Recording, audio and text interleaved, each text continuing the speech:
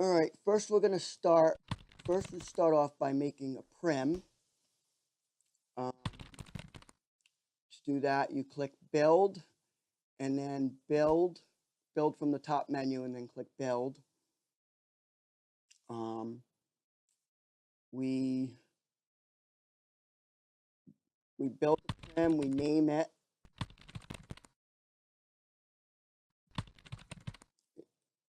And you can adjust the preferences for your prim. Then what we want to do is we want to, with the prim selected, or if it's a object made out of multiple prims with that object selected, you click new script. And if you're adding a script to an object that has more than one prim, you add the script the same way, but in this case, the script goes in the root prim. You can put a script in a prim other than the root prim, but we'll leave that for another time. You want to right-click your script and click Properties. Here you can name your script.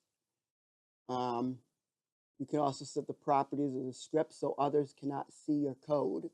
I recommend testing your products with an alternate avatar, before selling them or making them publicly available.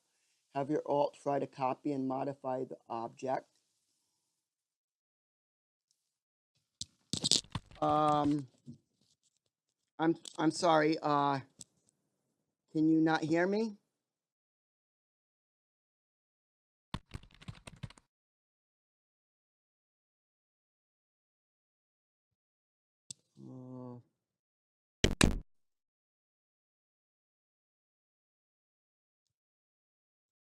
Are we having a problem? I can see audio. Can everyone hear me?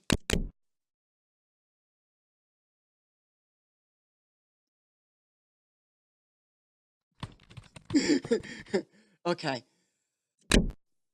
All right. So,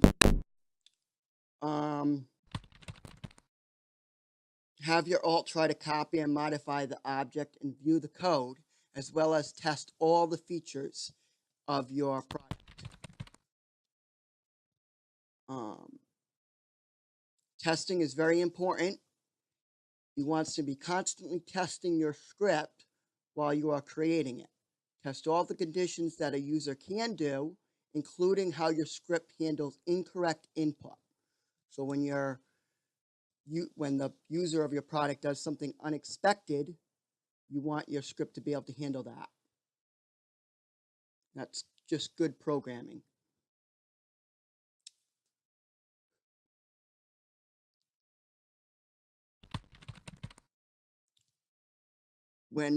To open up the script, we double click it. And we want mono to be checked off, so don't mess with that. That's just for very old scripts.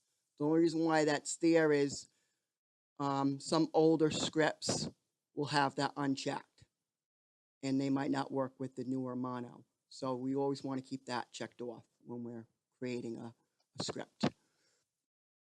Alrighty then, and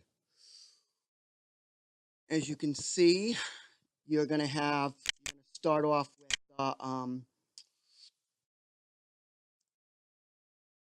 default script there.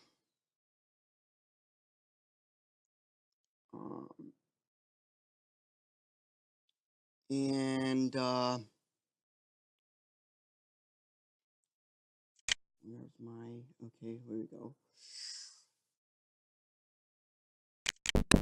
Okay, so here we have, in red, we have the name of an internal command. This is a command that's built into Second Life and the other virtual worlds. And this just says a message. If you want the message to be displayed, to people that are nearby, you send it on channel 0. If it's not on channel 0, it's not going to be displayed. So this will say script running. This will say the message script running. Okay, so let's move on to the next thing. What is LSL? LSL stands for Linden Scripting Language. It was created for Second Life by the owner of Second Life, which is Linden Labs. It is used in many other online virtual worlds besides Second Life, including Social Mouse.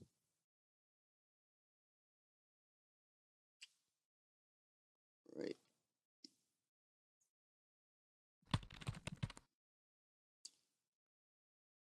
This is the website you can go to find out everything about scripting with LSL, Linden Scripting Language.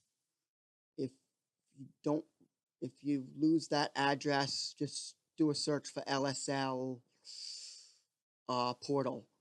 The site gives all the information about all the little parts of LSL. Also, what I like to do is do an internet search for LSL space followed by what I want to find out about. For example, LSL space integer.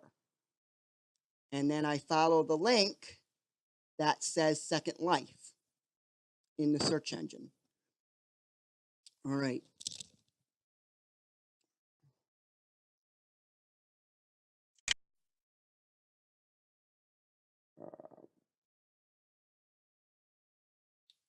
So first thing you want to know when you're programming in any programming language is variables.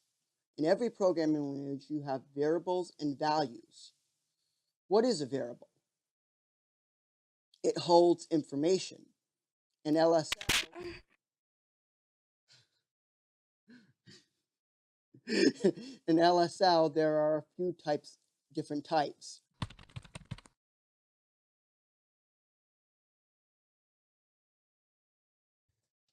We have the integer.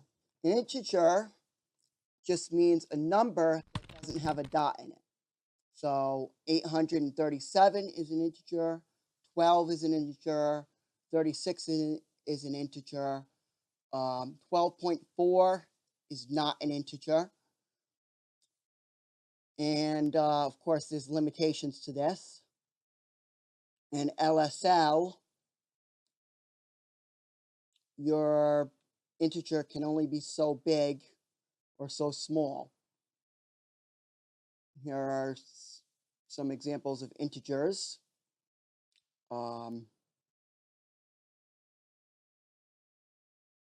So to create to create a variable that holds an integer, we use the word integer in all lower cases.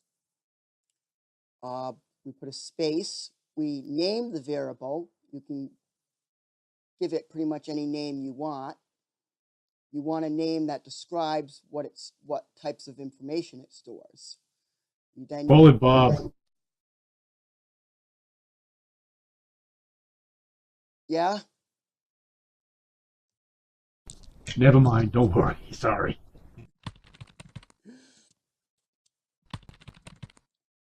So you then put an equal sign, and then you then put the integer, which is 12 or 38, or you can use a really huge number like the example that I gave. And with LSL, you have to end all your commands with a semicolon. Now, the normal number system that we're all used to is called decimal. But there is another number system that programmers also like to use called hexadecimal, or hex for short. Now, there has to be a way to distinguish the two, so you don't get the two confused.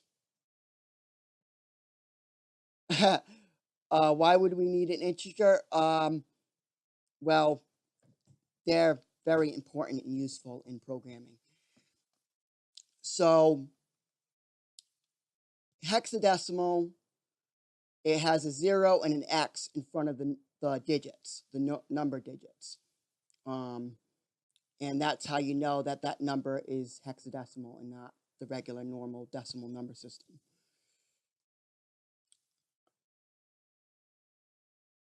So an integer is what's known as a data type. There are different data types. Different data types store different types of information. Another data type in most programming languages is a bool. This stores either true or false.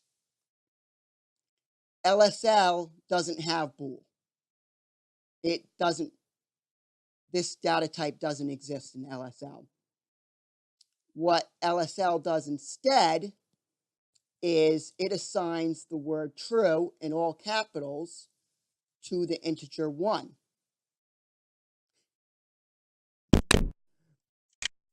And it assigns false in all capitals. Oh, I'm sorry. False in all capitals as the integer 0. Now, so in LSL, we have to use the integer data type for bools because there is no bool. It doesn't exist. We don't actually have to when we create a variable. So when we do, let's say if we do integer space and then we have a name of the variable, we don't have to give it a value right away. We can just put a semicolon after the end of it. We can give it a value right away, but we don't have to.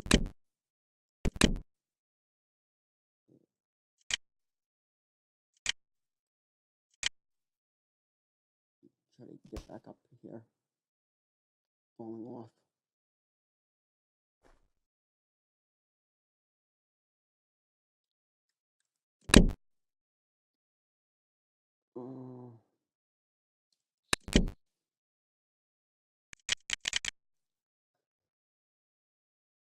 Okay, so let's see. Here we go. Okay, so here we got some other data types. We have float. Now, if you want a number that has a period in it, like 5.5, then you can use a float.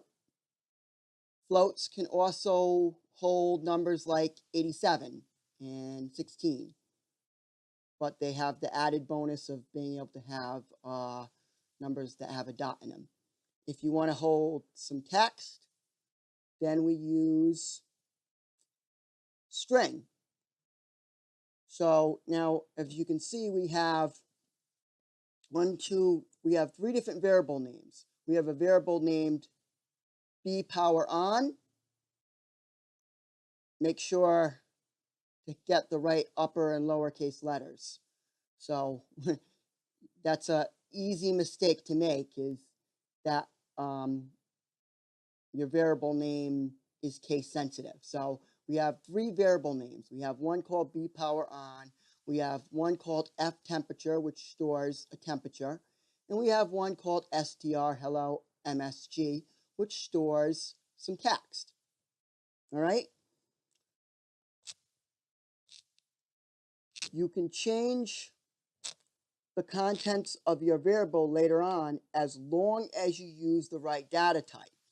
So if you created the variable to store text, it's only going to be able to store text. It's never going to be able to store a number. It can store the text 1 in quotation marks, but you're not going to be able to store a number in it.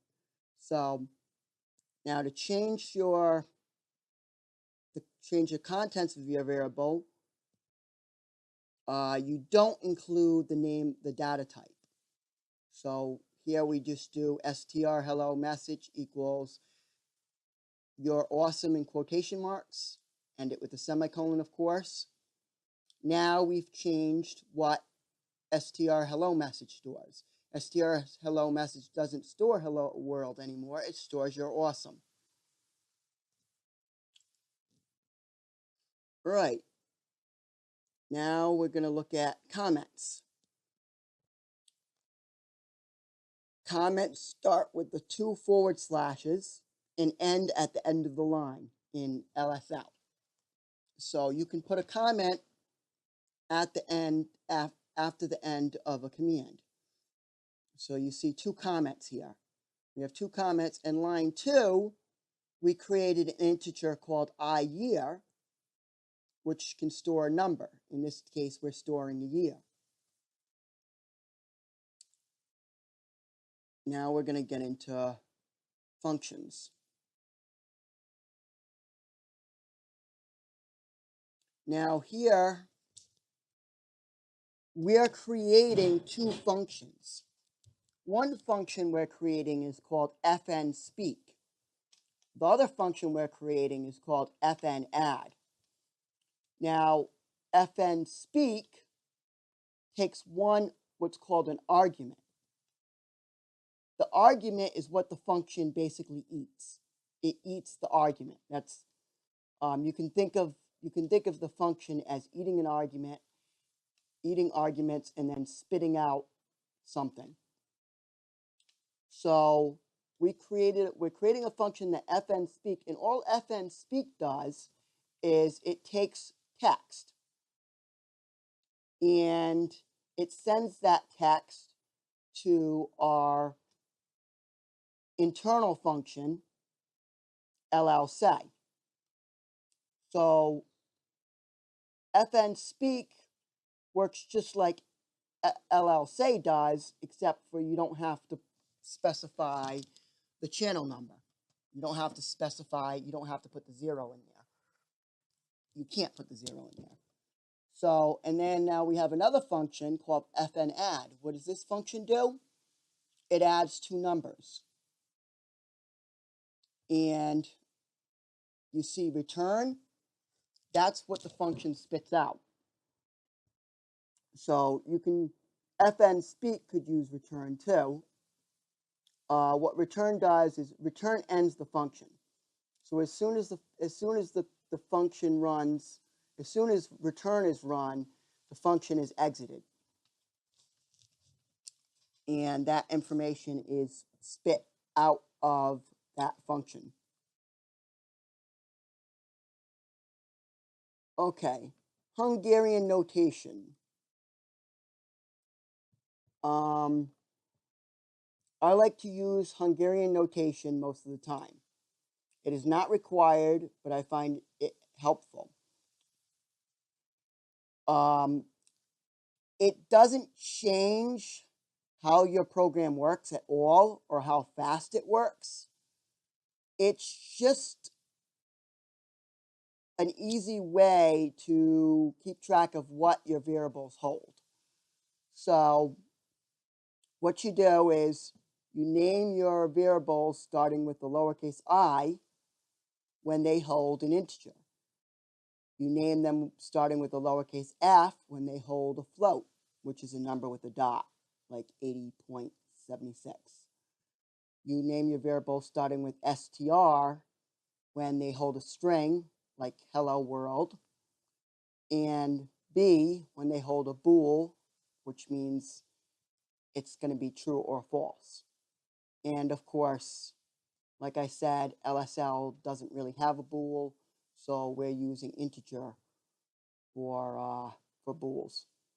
And then the functions that we create ourselves, we start with fn.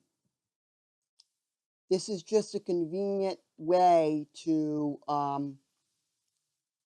better read your code, to make your code easier to read. You do not have to use this at all. It is absolutely not necessary.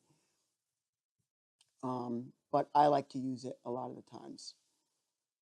So now we have our completed code here. Well, this is the rest of our code.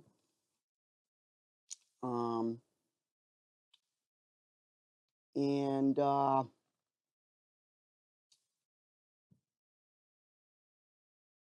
these are, so we see, okay, we have state entry and touch start. What the heck are those things? Those are called events. Events get triggered when something happens. State entry gets triggered when you change the contents of your prim.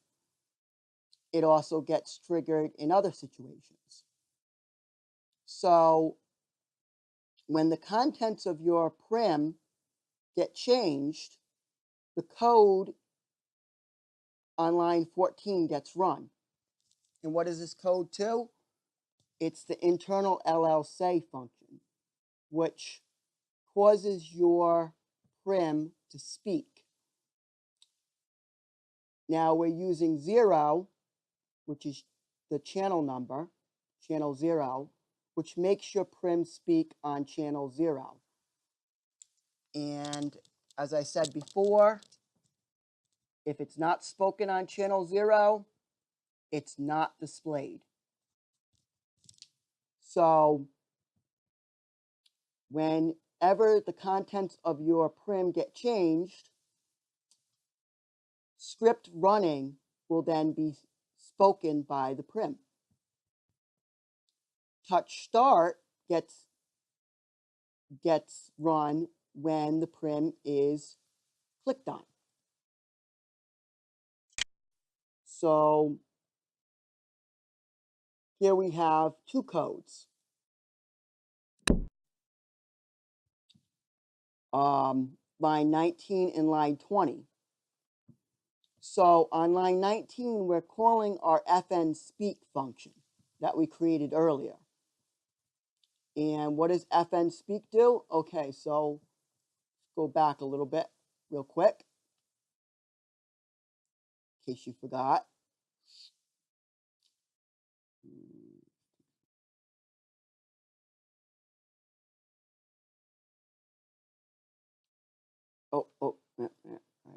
Okay.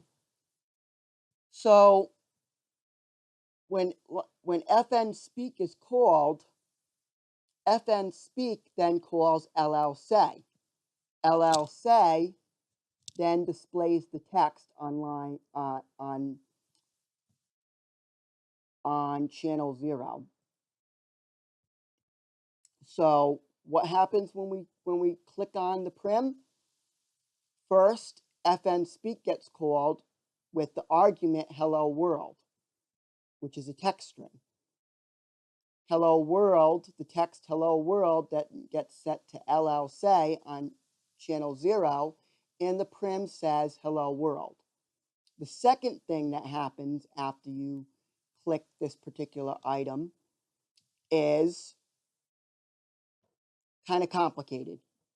We actually have on line 20, we're actually calling a function inside another function.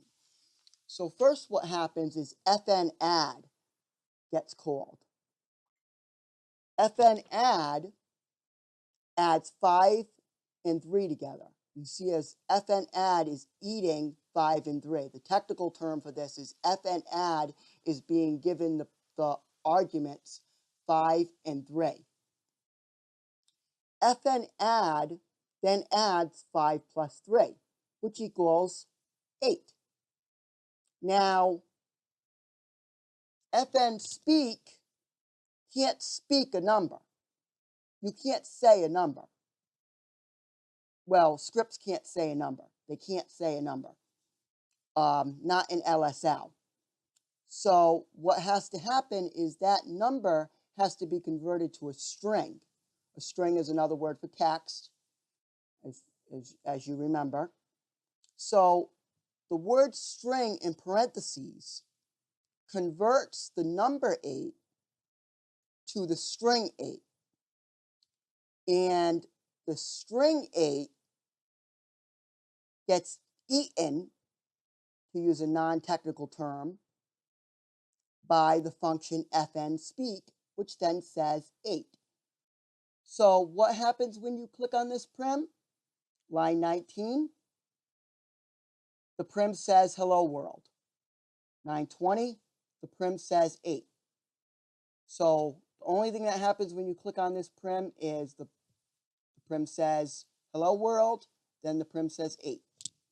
And every time you change the contents of this prim, the prim says script running. And that's your first introduction to LSL, Linden Scripting Language. That's just starting off. So now I'm going to open the floor to questions. I noticed somebody asked, why do we need an integer? Well, I'll answer that because when you have a script, you need to keep track of things. Depending on how advanced your script is, you need to keep track of things. And one of the things that you can keep track of is numbers. So this laptop that I'm using in here has to keep track of things. It needs this laptop that I'm using in front of me. It has to have a list of all the different slides, right? So it probably uses. I didn't actually look at the code, but it probably uses numbers to tell you to figure out, to know which slide it's on. So is it on slide number 1? Is it on slide number 2? Now, when I click the next button on this laptop, it's got to go to the next slide. How does it know to get to the next slide? Okay, well, the next slide is the number of the slide it's on plus 1. And when I click the back button, the previous slide is the number of the slide it's already on minus 1. So without numbers, integers, we wouldn't be able to keep track of that. Another thing you might be asking is, why do we even have integers when we have float? Well, integers, the integer variable can actually store much higher and lower numbers than a float can.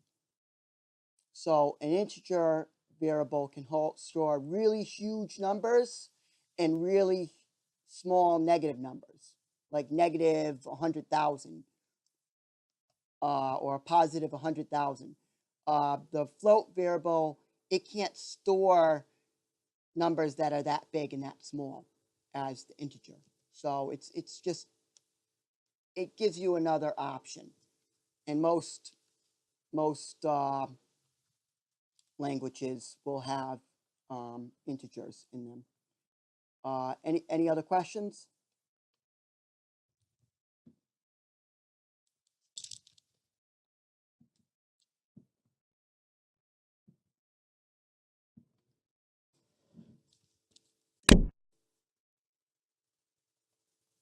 Everybody understand the material? Mostly,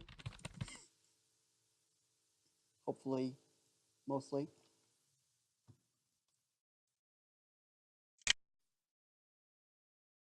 You're okay. You're a little confused. Yeah, I'm sorry if I went a little too fast.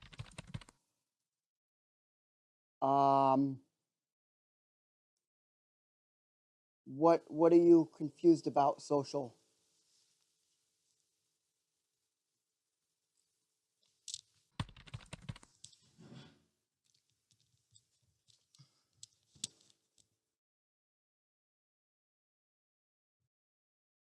functions in the relationship to integers? Okay, well, sure.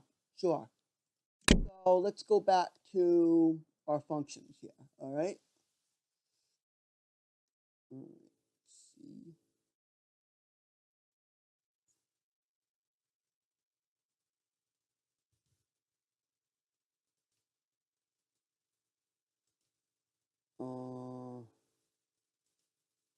takes a little bit to res. Okay. Functions don't have to work with integers.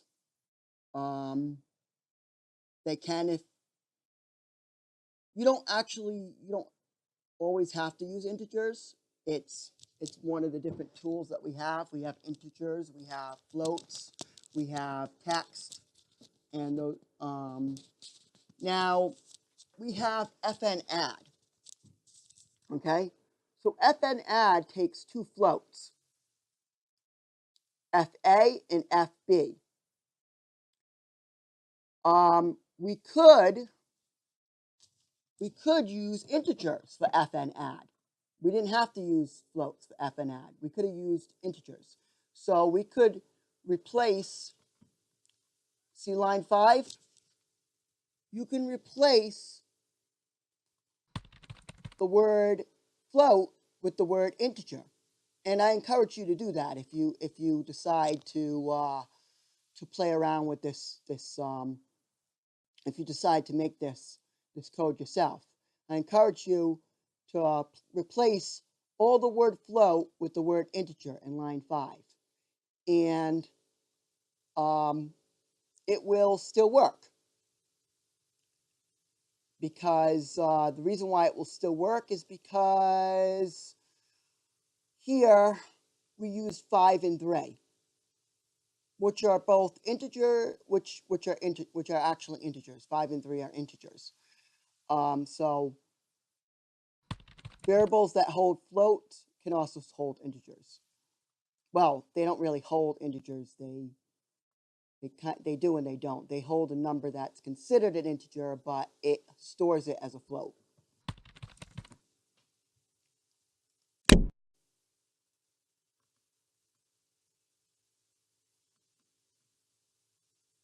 fn speak is not something that is a function that we made ourselves. LL say is a function that's built in. So fn speak and fn add are functions that we made ourselves. And like I said, fn add, you could make it work with integers instead of floats. If you make it work with integers instead of floats, you have the advantage of being able to add larger numbers. You can add larger numbers with better accuracy. But you won't be able to use numbers like 8.7 or 8.36. So either way works. Either way works. You can store the number. You can store an integer in a variable that's you can store an integer in a float variable. You cannot store a float in an integer variable. When you store, if you try to store the number 87 into a float variable, it turns into a float. It basically turns into like the number, like if you try to store 87 into a float variable, it'll basically store it as 87.0. So they're just, it's up to you what you want to use, whether you want to use an integer or whether you want to use a float. You decide, if it needs to work with numbers such as 98.6 or 80.75, then you have to use a float. If it doesn't need to work with numbers that have a point in them, then you can use integer and you'll be fine. All right? Hello World. Yeah, that's the Hello World is our classic computer program. Basically, there is a Hello World program for every language, every computer language that there is. There's probably a Hello World program for every single computer language out there.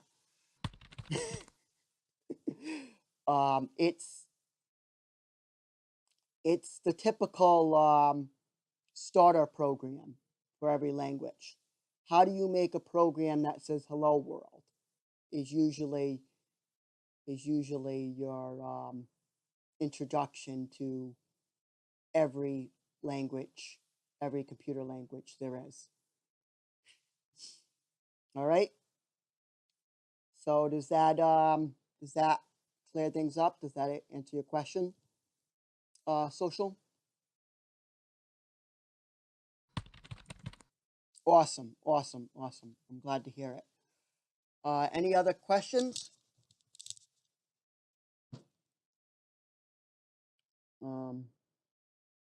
This is just scratching the surface.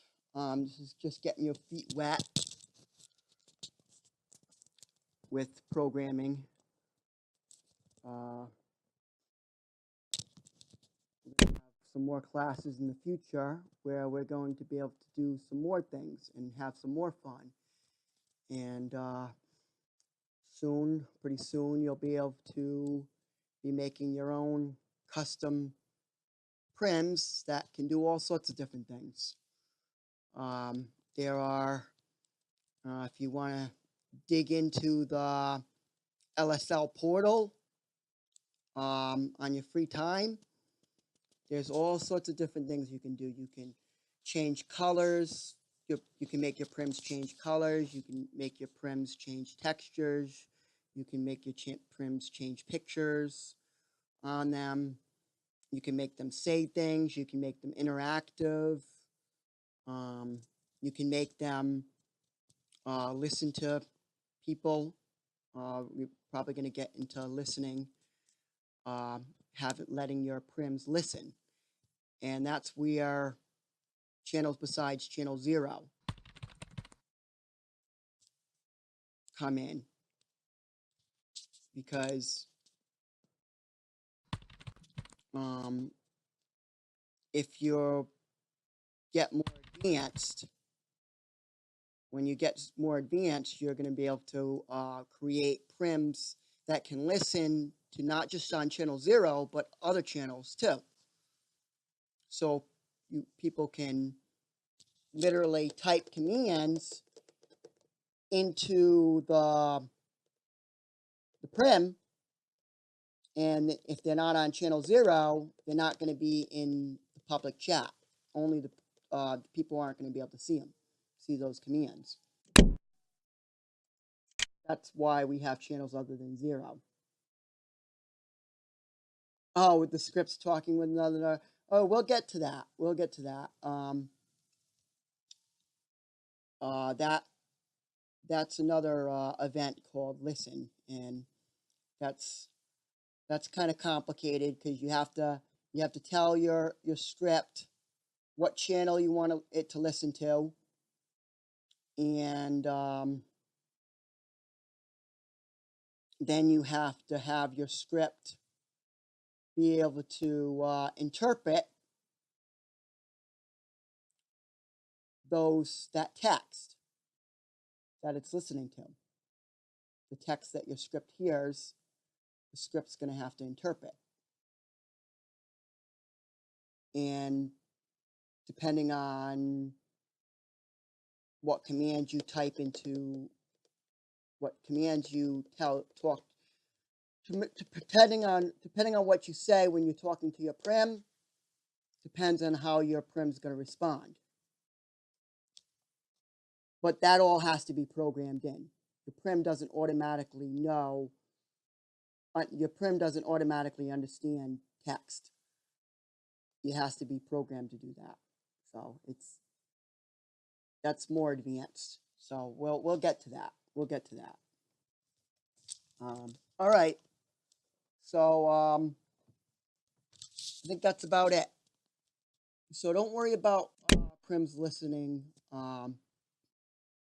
Yeah, we will get to that possibly next week. All right.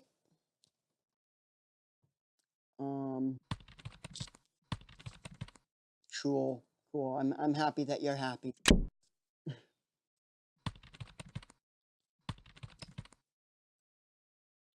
I got a lot of material to put together. Got a lot of material to put together for technique. Oh yes, absolutely, absolutely. That's why I wanted to open up to questions. But we're not gonna. I think we went over. I think we did.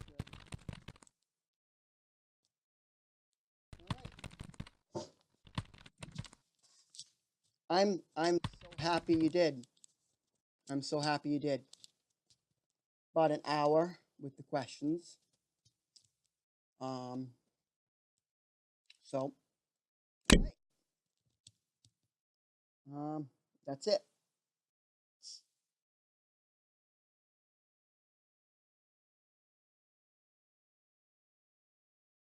Yeah, yeah.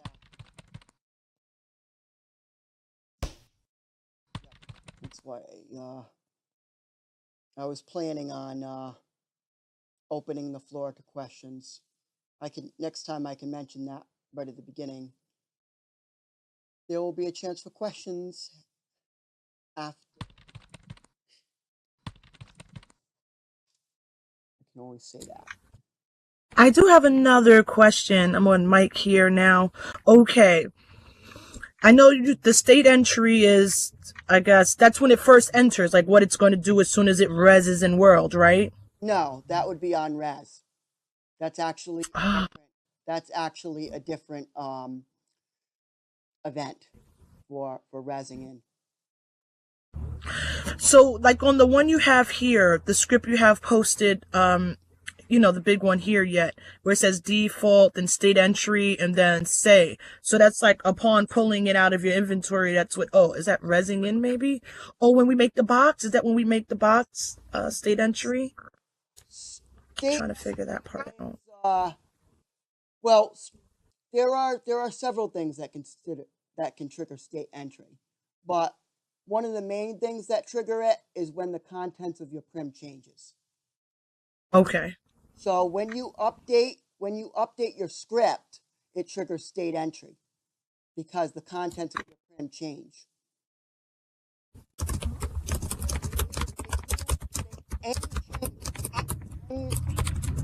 Your state entry will trigger. Resing the object won't trigger state entry though.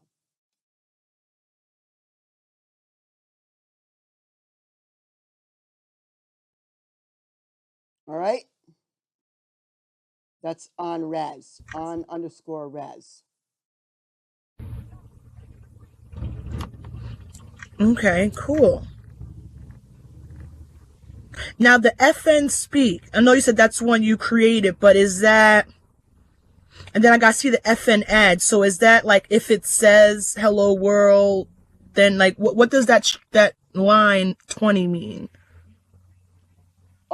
That's like line 20 means first it calls FN add, which adds two numbers. And then it changes that number to a string, and then it sends it to FN speak, which then speaks it. So the only thing line 20 does is it says 8. It makes the script say 8. So anybody that's near the prim will see the prim saying 8. It'll actually say 8 with a period and a bunch of zeros. So I actually have a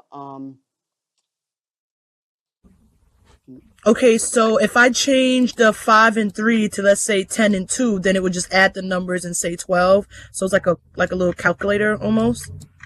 That's exactly what it is. That's cool. Okay, I get it now. Oh, that's cool. And you said you invented the FN add, like that's not like a LL thing? Correct. A LSL thing? That's cool. That's just an That's cool. of how to create a function. That's cool. Now, how does it know to do the FN add? How does it know to add it? It knows it because we programmed it to do it. going back here.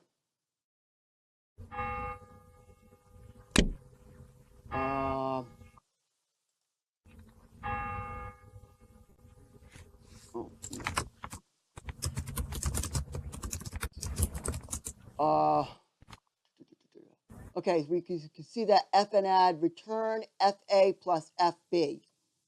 Okay. Yes. See, I didn't see that. Well, I saw it, but I haven't. But I get it now.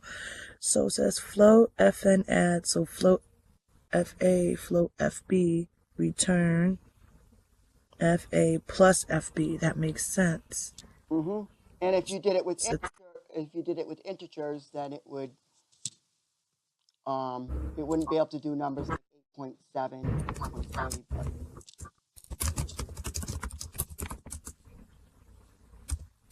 Okay. Okay, I'm starting to understand it pretty well now. Okay, everything's starting to make a little bit of sense. So you had to tell it up there to do, I guess, the end result, which was the 5 plus 3. right. Okay. And you're telling it that the two things that it eats are floats, and the information that it spits out is a float. That's why float is there 3 times.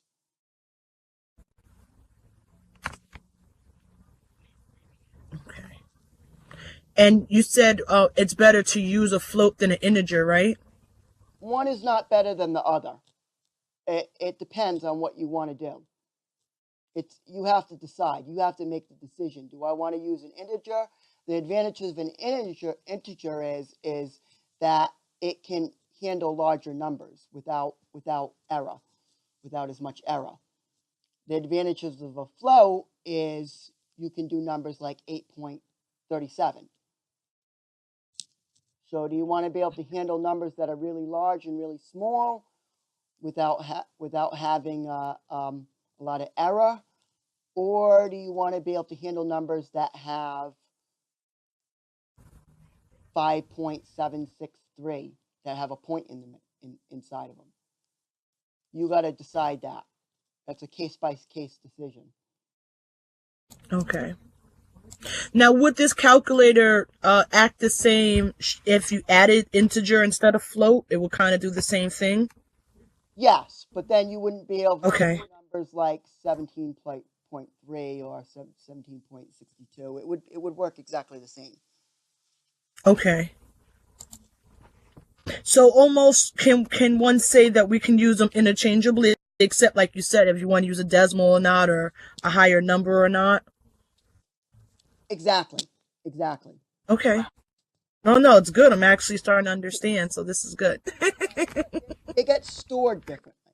So you do have to keep in mind that a float internally gets stored a little differently than the way integer gets stored. Okay. So if you're comparing the two numbers together, let's say you want to make a script that compares two numbers together, you might run into a little bit of a problem if one's a float and one's an int.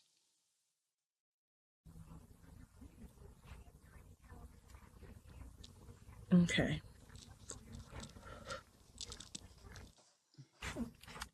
Anyone else has any questions? I feel like I'm taking all the questions. Like I'm just, oh my God. No, it's good though. I want to learn. There's a lot of stuff I understand and some of it I don't. I think I'm okay. Yeah, I think I got everything, all the questions out I had. Yep. And you got your note card there, and if you go to the bottom of your note card, you have like a little I just gave a picture of the script actually. Thank you. Yep, you got the code there.